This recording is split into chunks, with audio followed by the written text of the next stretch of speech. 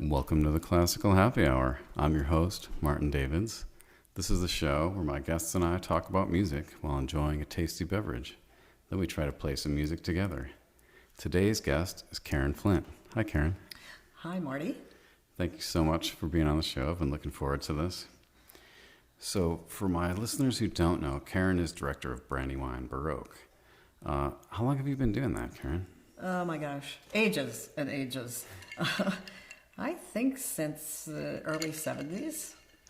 Wow. The group has changed names several times. So it started out as the Cathedral Chamber Players, and then we were Sonata de Cathedra, and we finally went to Brandywine Baroque. It's a way better name. Yeah, it is. Much better. We've been that for a long time. So, when you started the group, were there any early music ensembles in the area? No, I don't think so. There really weren't. And we had a flutist who played at the church, and she played with me, and I had a friend who played a recorder, and so that was where it all started. So you thought, there's no one I can just go play with around here, so I need to make my own? Yeah, well, we did we called it little light music, I think, at first, and we would do a concert once in a while in the church and put some music together. And I'd studied organ. I had an organ major, but I studied harpsichord my senior year at Oberlin, and I just kind of fell in love with the instrument. And so I bought a little spinet, so I had an instrument. And early on, I ordered a harpsichord from Frank Hubbard. It took 7 years to get. It's sort of like, what was it, Rachel in the biblical days where he had to wait 7 years to get for his wife. Yes, I had to wait 7 years for my harpsichord to finally arrive. I hope it was worth it. Oh yes, it was. I still have it, but the collection has multiplied since then.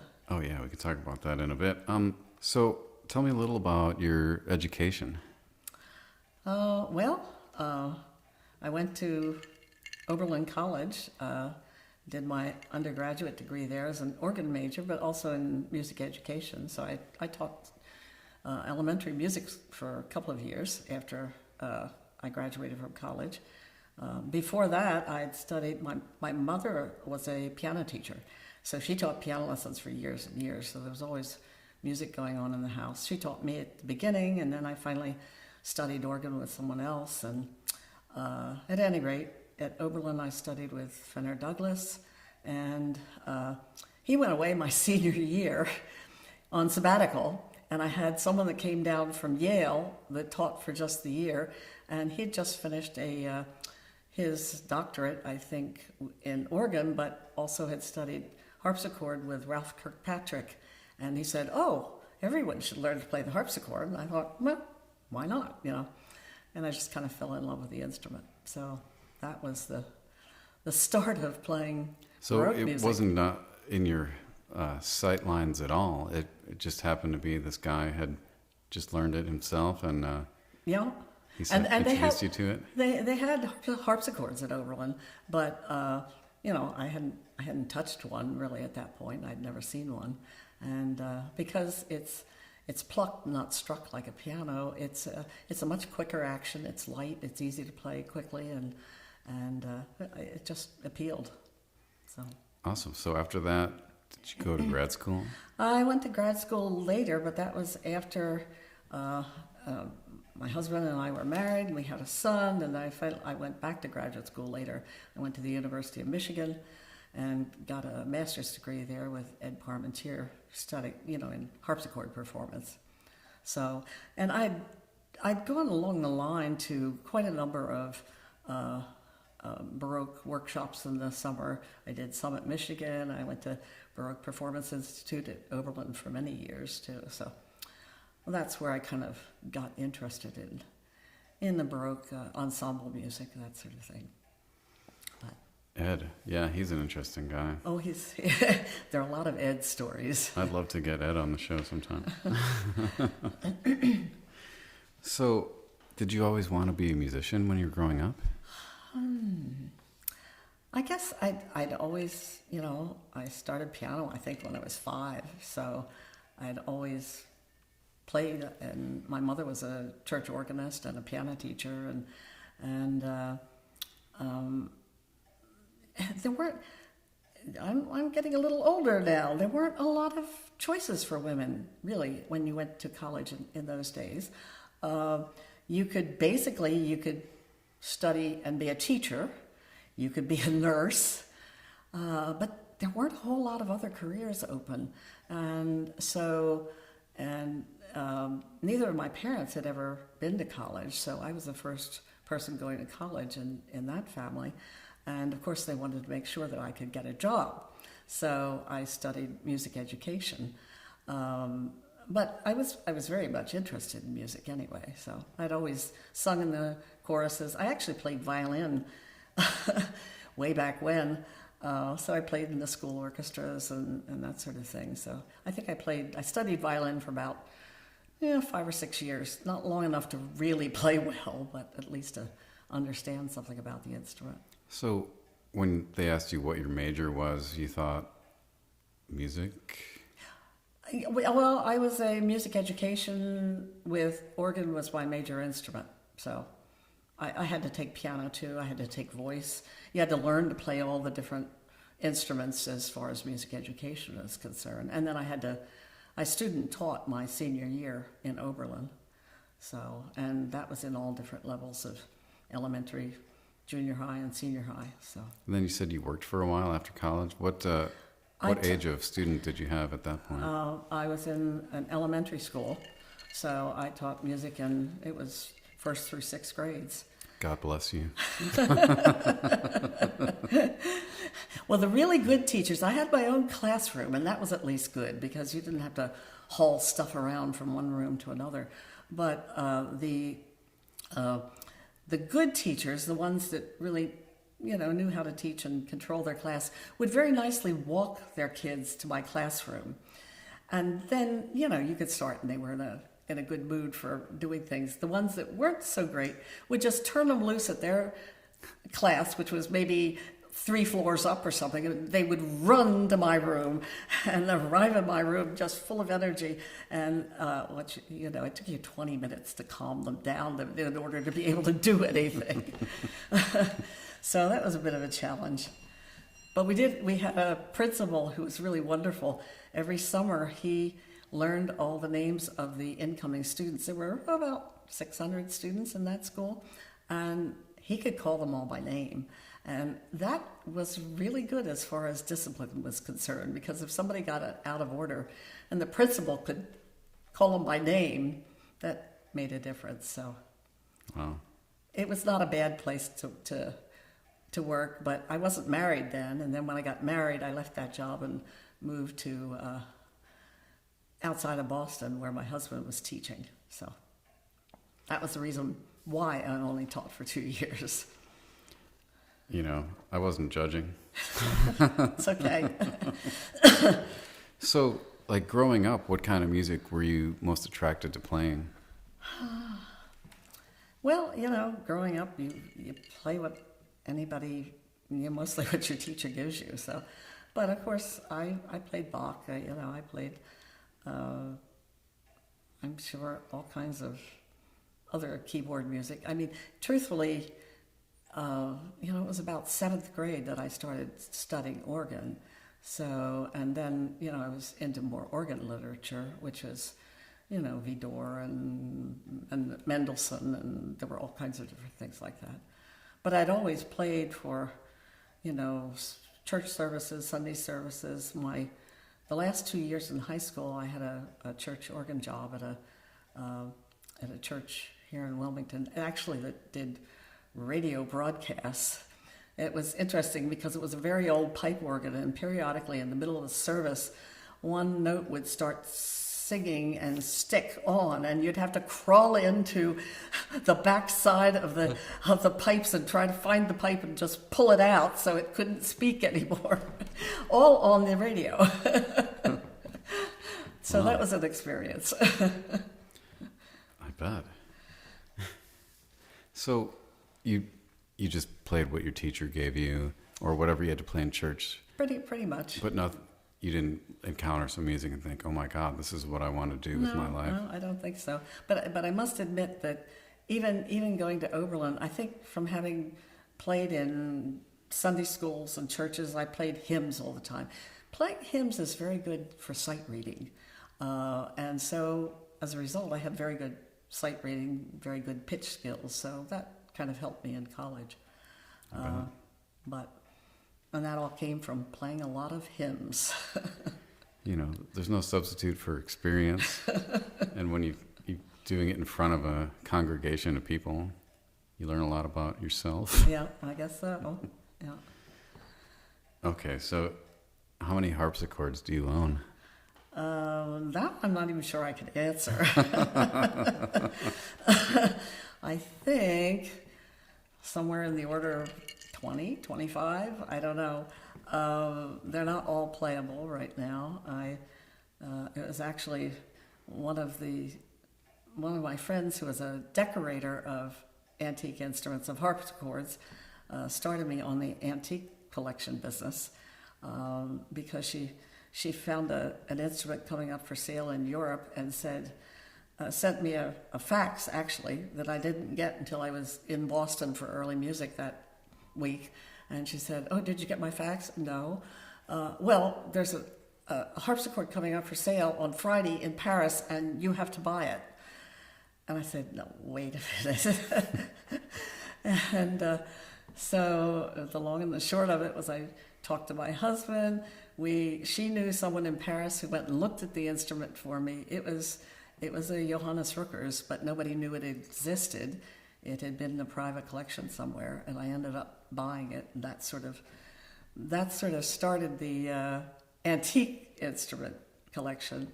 So I have about 4 modern harpsichords. You know, I've always had a couple of modern harpsichords, but I think after that was that first 7 years. Yeah, after the first 7 years, when I finally got one, you know, and I think the first antique that I got was in 1997.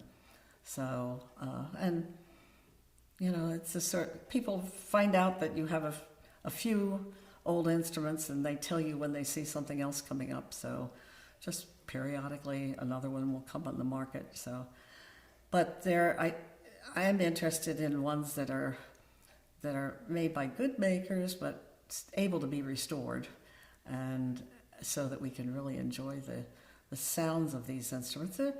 They're different than the modern instruments. Well, you play an old violin. It's a little different than one that's made last year, you know. Oh, for sure, yeah. So you learn from them, and I think the audiences learn from hearing them too. So.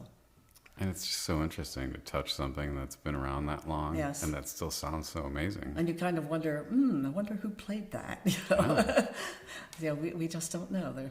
They're like big mysteries, and even restoring them is always a mystery. You don't, you know, you try to be original, keep them fairly original, but you always destroy something in restoring an instrument. But I think if they're ones that are worth preserving and worth hearing, then it's worth doing that. I mean, parts wear out, right? They do, and you learn a lot of patience when you deal with antique harpsichord restorers, because they don't work quickly. And I have I have 3 instruments out now being restored. One is the oldest instrument I own, which dates to 1570, and it's been with that restorer at least 2.5 years, I think, and it's not quite finished yet. Which one is that?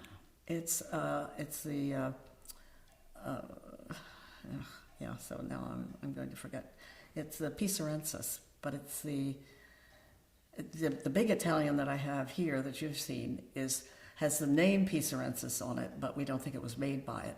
This one is actually made by Dominicus Pisarensis in 1570, and it's been restored multiple times, and so there's been a lot of work that had to be done on it.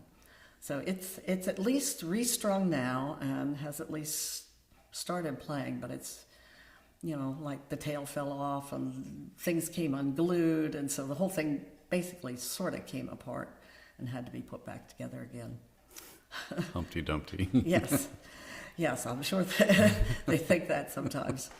And then there's another one that's a 1730 French instrument, and I think the people restoring that have had that one for about 5 years. So you have to develop a great deal of patience in getting these instruments back to playing condition. So a lot of these that you've bought weren't in playing condition when you got them, right? No, some of them were. I mean, some of them, put it this way, sort of played.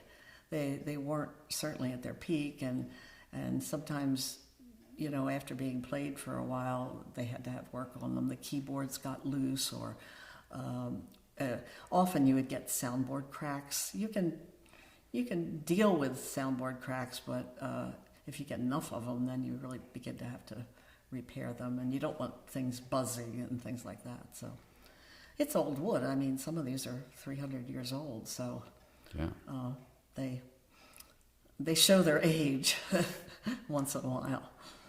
But you've taken so many and restored them to not just playable, but sounding amazing. Yeah, they really are. Well, and that's very much thanks to the instrument makers who have restored for me. John Phillips in Berkeley, California has done, I think he's restored 9 instruments for me. Tom and Barbara Wolf in the Plains, Virginia have restored 2 or 3. They have 2 there right now. Owen Daly, who's in Salem, Oregon, has restored 1. And there are a number that I've bought now that aren't in playable condition, that are sort of in line waiting to be restored. So, but it's thanks to those people and the research that they do that really enables them to bring these back to life and to really singing, playing condition. So coming back to Brandywine Baroque, we've been playing English operas and masques together for many years. Was there a specific piece you heard or performed that gave you the bug for those? I don't know. Well, I mean, one of the earliest things we did was, and I don't even know whether you were playing, did you do Bastiana and Bastiana with us? I don't think so. We did Bastiana and Bastiana early on, and that's Mozart, as early, kind of, and actually we did it at a theater company downtown in Wilmington, so that was kind of fun too. It was the first year that Robert came to work for us, and I think he's worked for me for 22 years now, something like that. At any rate, and that was just such fun, and so then we just started looking at anything that we had, and then there was a person who was at Yale who was very interested in Thomas Arne, and he kind of put a lot of Arne's works kind of, he made them accessible to me. He said, "Oh, anything that we have at Yale, I can get you copies of, or I can this." So that, I think sort of maybe led us in that direction. And of course, the English ones, our audiences like, because they can understand them. Some we've done some chamber operas that are not in English, but they're harder for our audiences to understand. So it's kind of fun to do the English ones. Definitely. And we've done so many of Arne's pieces. We've done so many of Arne's. We've done some Comus. Shield. Yeah, and now we're doing Lindley. Lindley, yeah. Yes. The English Mozart. Yeah. And we're coming off of, so far, 2 days of 6 hours of rehearsal a day for that one. So that's it's kind of fun. It's much funnier than I had hoped, even. Oh, it is very funny. And they have to know that you have a singing part in that one. Oh, God, yeah. A duet. A duet. As a priest that likes to imbibe wine. Yeah. You'll have to interview yourself. Should interview the guy that's Like co-priest in there. Yes, right. Well, so what do you love about me being a musician? About being a musician? Mm-hmm. Well, I mean, I think the music is the first love. It's just wonderful music. It's very expressive, and truthfully, the early music scene in this country is it's kind of a small community. I think it's gotten bigger over the years, but there are wonderful people in it, and I think that's part of what makes it so special is being able to work with people that have similar interests, that are excellent musicians, and just really great people. So it's the music and the people, I think. Totally agree, yeah. I mean, I don't know if the music would be enough if I didn't like the people. Right, exactly. But yeah, what job would be enough if you didn't like the people? Yeah. So it's a job that you feel that you're working together with people, and you're creating something that's kind of bigger than each individual. So and you're bringing, I think, enjoyment and pleasure to your audience, to other people, and especially with this period of COVID we've all gone through, it's just kind of nice to have something that kind of makes a bright spot in your day. So it makes one feel good if we can do that for other people. Absolutely. Yeah, and we always have a lot of fun doing it too. Yeah. So, are you doing any teaching these days, or? I haven't taught for a number of years now. I'm still technically on the faculty at the University of Delaware, but the Baroque world there it's a small world, and I don't always have students. So, and truthfully, I'm sort of just as happy, because it takes a lot of time when you're teaching students. It does. They want to have a lesson like all the time. Yeah, I know.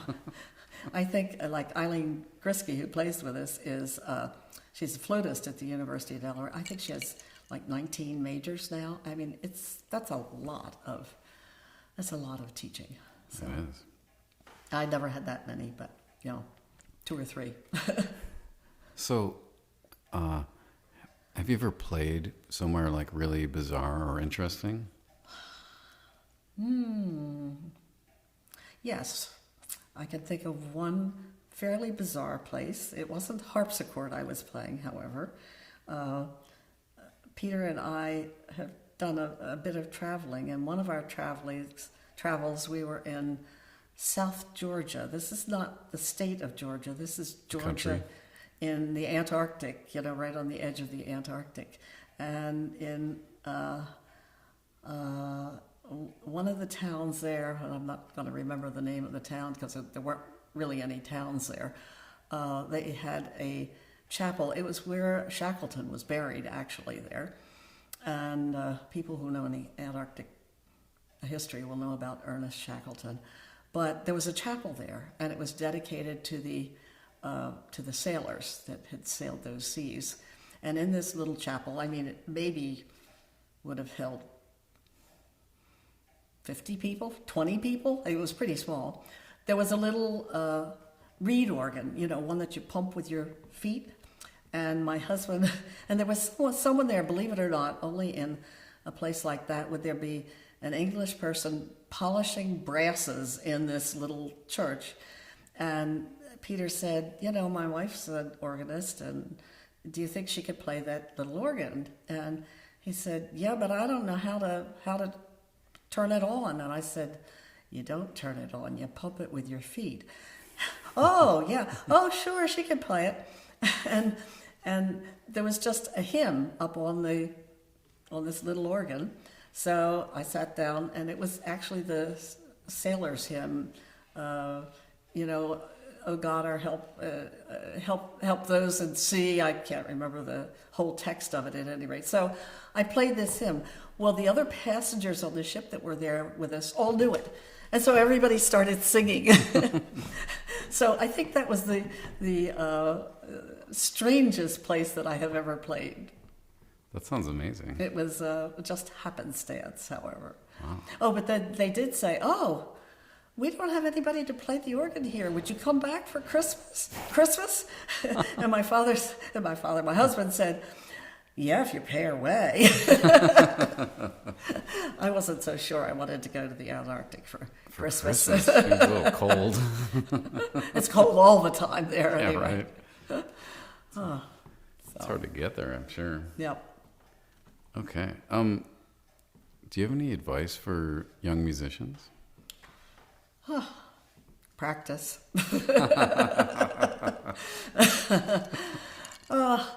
Yes.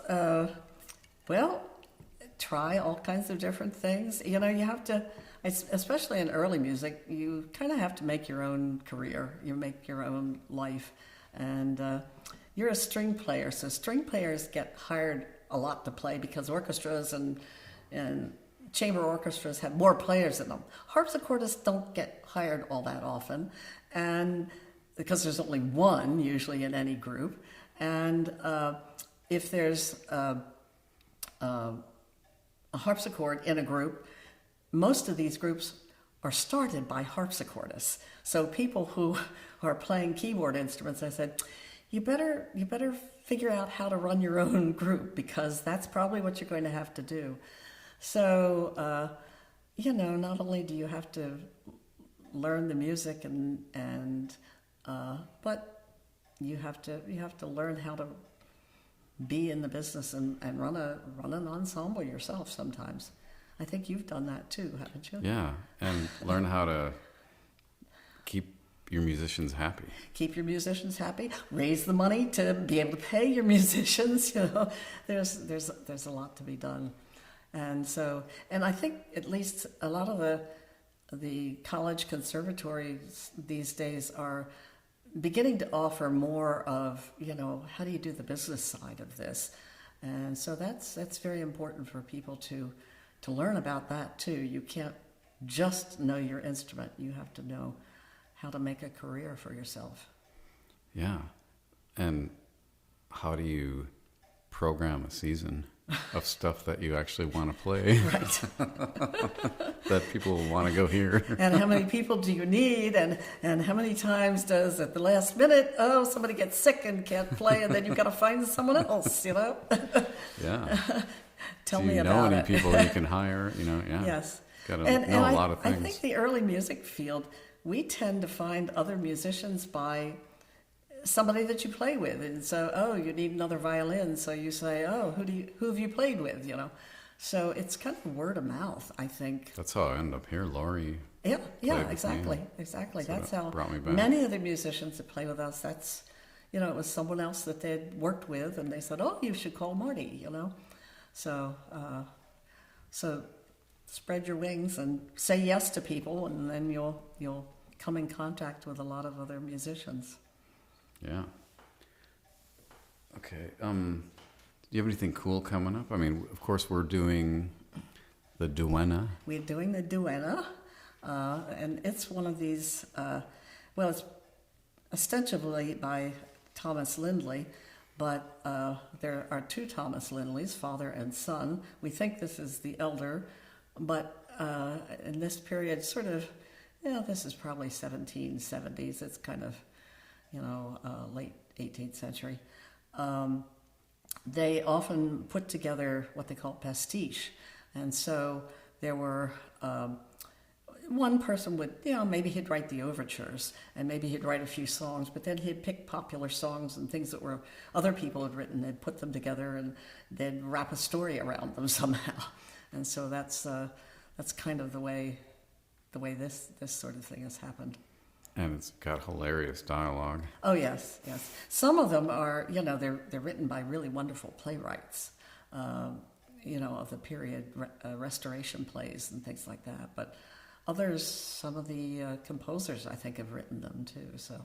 But didn't Sheridan write the words to this, or? I'm not sure whether he wrote this one. He did The Rivals. We've done that one. Yeah, we have. So there are some ones that, really good writers have written the libretto for, but not all of them. Anyway, if you haven't heard the word Zunes often enough, you can come hear us in March, and we're also making a video of it this week. Yes, yep. And Marty is very good on zunes. And we come across a lot of words that aren't exactly in your usual repertoire, like That's for sure. Effects.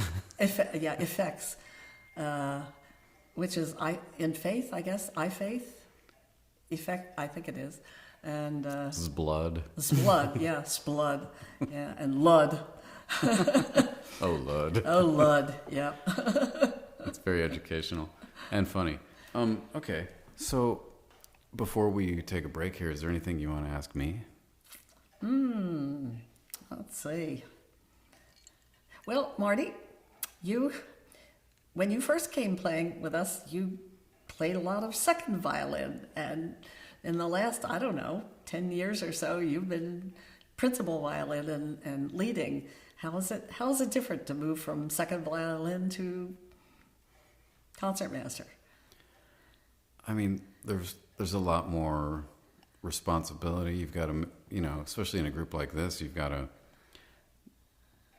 sort of almost run the rehearsals and lead everything and make sure everyone's playing the right tempo at the beginning and and mark parts. Yeah. And what I find absolutely amazing that I think you're really excellent at doing is getting the right tempo. I mean, you're dealing, this performance, we have 8 singers, and they all tell you sort of what tempo they want to sing something, and then they change their mind. And it's your job in the performance to come up with the right tempo at the right time. So I think that's... I really try to, especially a piece like this when there's dialogue, I look ahead at the music, and whatever part has all the fast notes, I think, okay, that's where I'm getting my tempo. I'll keep that in mind and just start it out and hope for the best. Yeah. But I think if you do it a lot and you do it successfully, then you become more confident in your tempo memory. Yeah. So I feel like I'm pretty good at that. Yeah, you do a great job. So. And I was playing second violin here, but at other places I was leading, and so. But as you progress in your career, you hope to take on more responsibility and improve at various things. I mean, as a kid, I didn't know how to lead an orchestra, or run a rehearsal, Or did you ever think you would be? Yeah, I mean, who knows? Yeah, I never even considered it. Yeah. What I would be doing, I had no idea that this would be my life. I'd be dressing up in a priest costume, singing a duet. Yeah, and you even have to play in that costume now. Yeah. No, it's going to be great. Okay, well, we're going to take a quick break here. Thanks for listening, and please subscribe to the show. As always, you can take a look at bachfor2.com and pick up copies of my CD, Baroque and Alone, or various arrangements I've done for violins, violas, etc. And we'll be right back.